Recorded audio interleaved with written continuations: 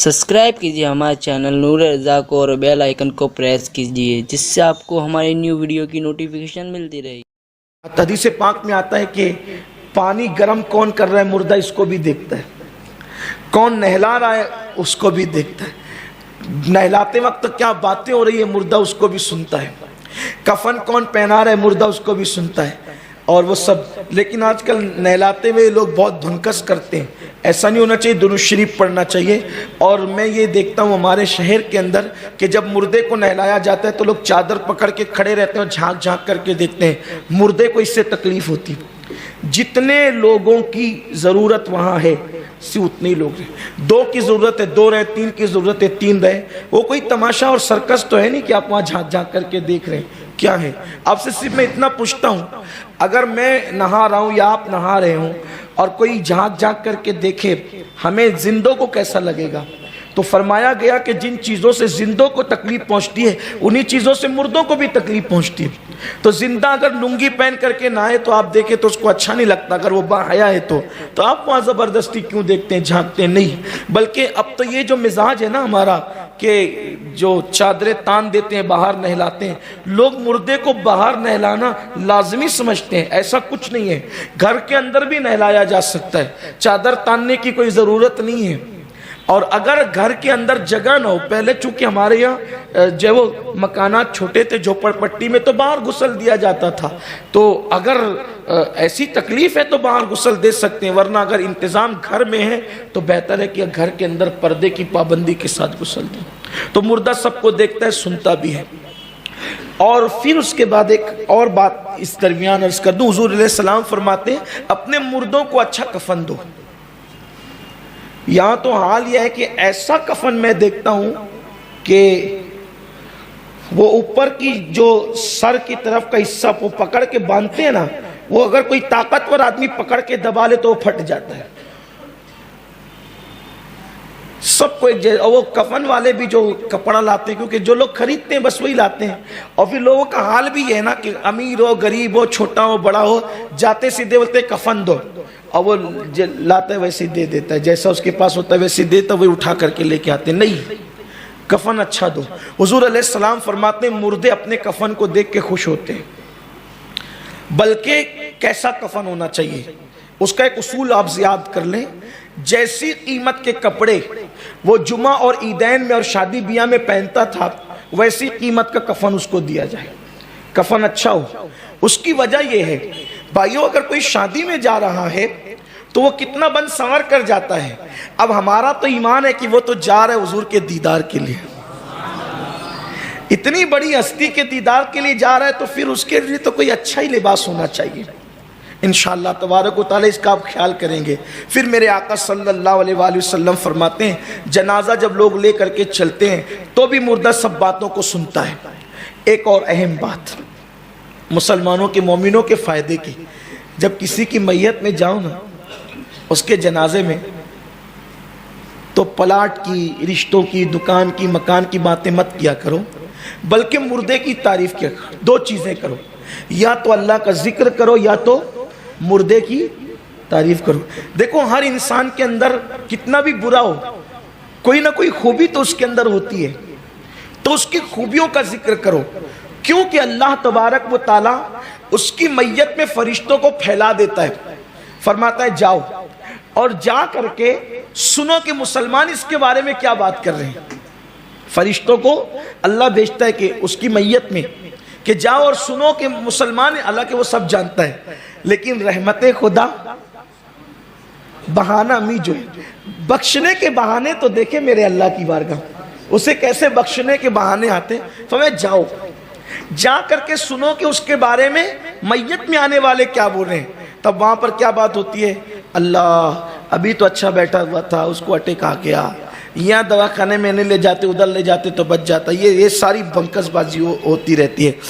और उसके बाद कुछ तो इतने बदमाश किस्म के होते हैं, वो बुराइयां बयान करते, अच्छा मर गया बेचारा, बेचारा ही बोल के कहते हैं, लेकिन ला इलाहा, तुम्हें भी मरना है ना, एक दिन मरना है। तुम्हारे गलत चाहने से उसका गलत नहीं होगा, लेकिन अगर तुम उसके बख्शिश का सबब बन सकते हो तो बन जाना। اگر 40 مومن اس میت کے اندر مردے کی تعریف کر دے کہ بڑا اچھا تھا، وہ فرشتے کہتے ہیں مولا تعریف ہو رہی تھی، کہ کتنے کا؟ 40۔ اللہ فرماتا ہے اگر میرے 40 بندے اس کی اچھائی پر متفق ہو گئے ہیں تو میں اس کو بخش دیتا ہوں۔ اسی لیے 2-4-6 لوگوں کو جمع کر کے 2-4-6 لوگوں کو جمع کر ماشاءاللہ بہت اچھا تھا، اس کی کتنا بھی پاپی ہوگا کوئی تو اچھی بات اس کی ہوگی، وہی اچھی بات کر دینے، سب سے مسکرا کے ملتا تھا، مل جل کے رہتا تھا، اس طریقے کی کوئی اس کی کچھ دیکھو، یہ آدمی کتنا بھی برا ہو کوئی نہ کوئی اس کی تو اچھائی ہوگی، تو اس کا ذکر کر دیا کرو۔ اگر اپنی اچھائی بیان کرنے سے اس کی مغفرت ہوتی تو اپنا جاتا کیا ہے؟ تو اگر ہم کسی کا بھلا چاہیں گے، ہو سکتا ہے اپنی میت میں بھی کوئی آ کر کے کہہ دے کہ میں بڑا اچھا تھا، تو اس کے صدقے اپنی بھی بخشش ہو جائے گی۔ اور میں تو کہتا ہوں یار کوئی نہ بھی چاہے نا تو میرا اللہ تو چاہتا ہی ہے بخش دینا، وہ تو چاہتا ہی ہے بخش دے، وہ کہتا ہے میں تمہیں عذاب دے کے کیا کروں گا اگر تم میرا شکر ادا کرو۔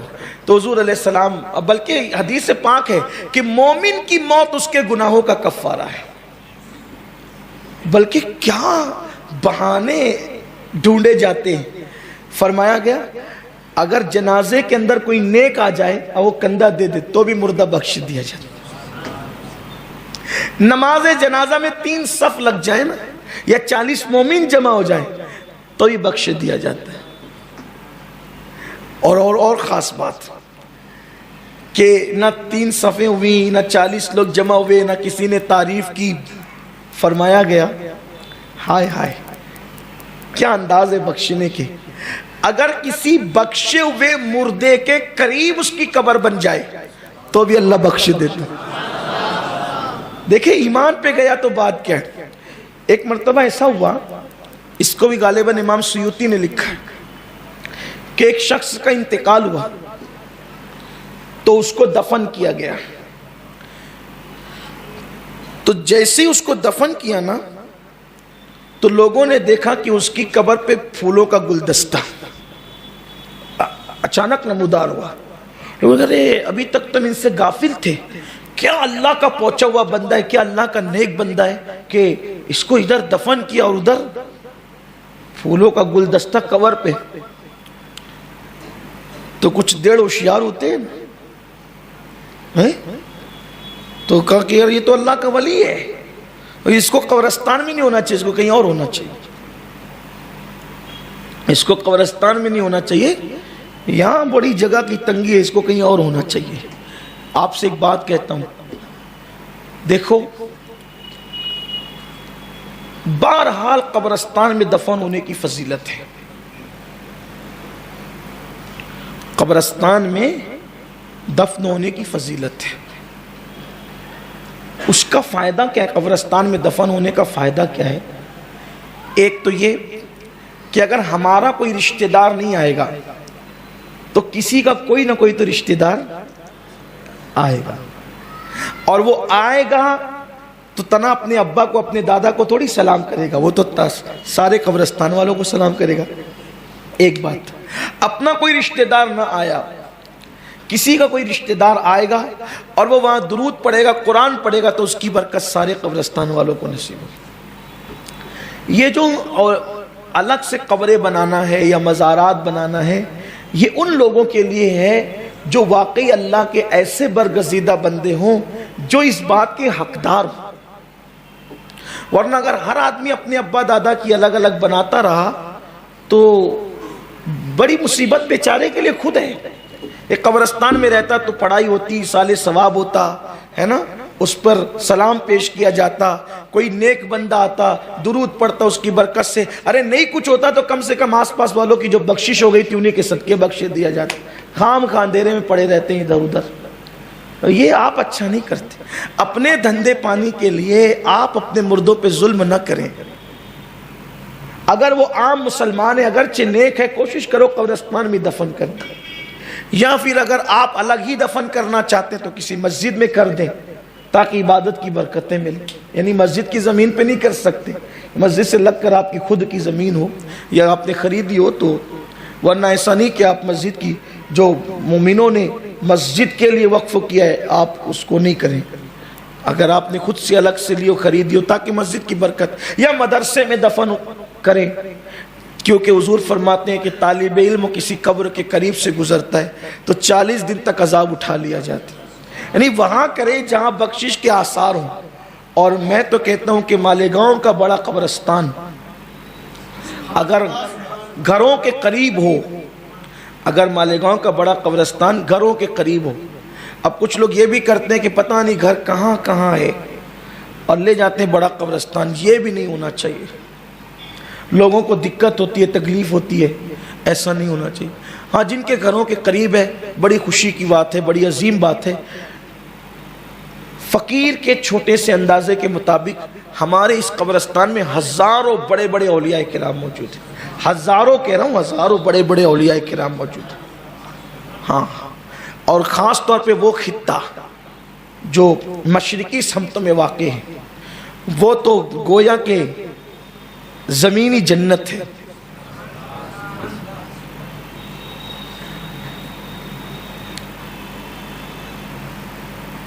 اگر بہشت بر زمین است تو ہمی است، تو ہمی است، ہمی است۔ اگر روئے زمین جنت پر ہے تو جس پر ولی دفن ہوا ہے اس زمین کے ٹکڑے کو یہ کہنے کا حق ہے کہ میں جنت ہوں، میں جنت ہوں، میں جنت ہوں، کیونکہ رسول اللہ نے فرمایا کہ مومن کی قبر جنت کے باغوں میں سے ایک باغ ہوتا ہے، خطہ جنت ہے، زمین کا وہ ٹکڑا جہاں اللہ کا ولی دفن۔ ہزاروں اولیاء اللہ ہیں اس علاقے میں تو بالکل واضح ہے، اور مزید جہاں جہاں ہے، اور ماشاءاللہ بہت بارونق بھی ہے۔ بلکہ دعا کریں کہ اللہ تعالیٰ مدینہ منورہ میں ایمان پہ خاتمہ فرمائے۔ اگر ان کے قدموں میں دفن ہو گئے تو پھر کیا کہنے۔ کسی پتھر کے نیچے میری تربت ہو مدینے میں، کسی پتھر کے نیچے میری تربت ہو مدینے میں، وہ پتھر بھی انہی کے در کا پتھر ہو تو کیا کہنا، وہ پتھر بھی انہی کے در کا پتھر ہو تو۔ اور ایک اور خاص بات آگئی تو عرض کر دوں، بہت خیال سے سن لیں اس کو۔ اگر کوئی بندہ دل کی گہرائیوں سے مدینہ منورہ میں مرنے کی تمنا کرے اور اس کو کہیں پر بھی موت آ جائے تو فرشتے اس کو مدینے میں دفن کر دیں۔ لاشیں کو مدینے میں کرے دفن فرشتے، مر جائے اگر ہند میں بیمار تمہارا۔ تو اگر واقعی عشق ہے تو پھر مدینہ منورہ کی مٹی بھی نصیب ہوتی ہے۔ تو بات چل رہی تھی کوشش کریں مردوں کو قبرستان میں دفن کرنے، اور یا پھر اتنے بلند مرتبے پر فائز ہو کہ مقام ولایت ہو، قطبیت ہو، ظاہر ہو گئی ہو تو پھر بات الگ ہے، تو بات رہ نہ جائے۔ تو جب دیکھا کہ پھول کا گلدستہ قبر پہ ظاہر ہوا تو کہا ان کو نکالو یہاں سے اور کہیں اچھی جگہ بڑی جگہ لے کر کے دفن کرو۔ تو نکالا اور وہاں دفن کیا تو سانپ اور ازدید نظر آنے لگے۔ ارے وہاں دفن کیا تھا تو پھول کا گلدستہ تھا، یہاں ازدہاں اور سانپ، عذاب کے آثار۔ پریشان ہوئے لوگ۔ ایک اللہ کے ولی جو صاحب کشف تھے ان کو بلایا گیا تو انہوں نے فرمایا اس کا کوئی کمال نہ تھا، یہ تو تھا ہی پاپی، لیکن قبرستان میں اس کو جہاں جگہ مل گئی تھی وہ کسی ولی کا آستانہ تھا، تو عذاب اس پہ روک لیا گیا تھا، اور اس ولی کی برکت سے اس کو اللہ نے جنت عطا کر دی تھی۔ یعنی کہ یہ اللہ رب العزت کی رحمتوں کا مستحق ہو گیا تھا، تم نے اس کو دور کر کے اس کا نقصان کر دیا، پھر اٹھا کر کے وہی دفن کر دیا۔ تو اس لیے اگر اپنے والدین کا، اپنے بال بچوں کا، اپنے رشتہ داروں کا بھلا چاہتے ہو، دیکھو نام کی کوئی حیثیت نہیں ہے۔ اگر اللہ تعالیٰ بخش دے تو کوئی پھول چادر نہ بھی کرے نا تو اندر اس کی جنت کی نعمتیں کافی ہیں، اور اللہ تبارک و تعالیٰ ناراض ہو تو اوپر سے پھول چادر برستی رہے گی اور نیچے ڈنڈے پڑتے رہیں گے تو فائدہ ہی کیا ہے؟ اوپر سے سندل چل رہا ہے اور نیچے سے پھر جو ہے وہ کچھ اور ہو رہا ہے، تو یہ تو خطرناک بات ہے نا، بڑی خطرناک بات ہے۔ اس لیے اپنے بڑوں کا، اپنے بزرگوں کا، اپنے کا بھلا چاہوں۔ میں معاذ اللہ کسی پہ کرٹیسائز نہیں کر رہا ہوں، نکتہ چینی نہیں کر رہا ہوں، یہ بات میں پہلے بھی کہہ چکا ہوں اور آج بھی کہتا ہوں۔ دیکھو حقائق کی طرف آؤ۔ ایک بزرگ کا مدینہ منورہ میں انتقال ہوا، لوگ چاہتے تھے کہ ہندوستان لا کے دفن کرے. حضور قبلہ قائد محترم امیر سنی دعوت اسلامی نے فرمایا کہ چادر اور گھاگھر کے لیے لے جانا چاہتے ہو ہندوستان؟ کون سا بھلا کرو گے ہندوستان میں ان کا لے جا کر کے؟ یہاں نبی کے قدموں میں دفن کرو گے تو ان کا بھی بھلا اور تمہارا بھی بھلا ہے. کہا کہ اگر یہ بزرگ حیات ہوتے اور یہ ان کو کہا جاتا کہ آپ کہاں مرنا چاہتے تو ان کی تمنا کیا ہوتی؟ مدینہ منورہ ہی میں نا. تو جن کو اللہ نے مدینے میں مرنے کا شرف عطا کیا آپ اسے ہندوستان کیوں لے جانا چاہتے ہیں؟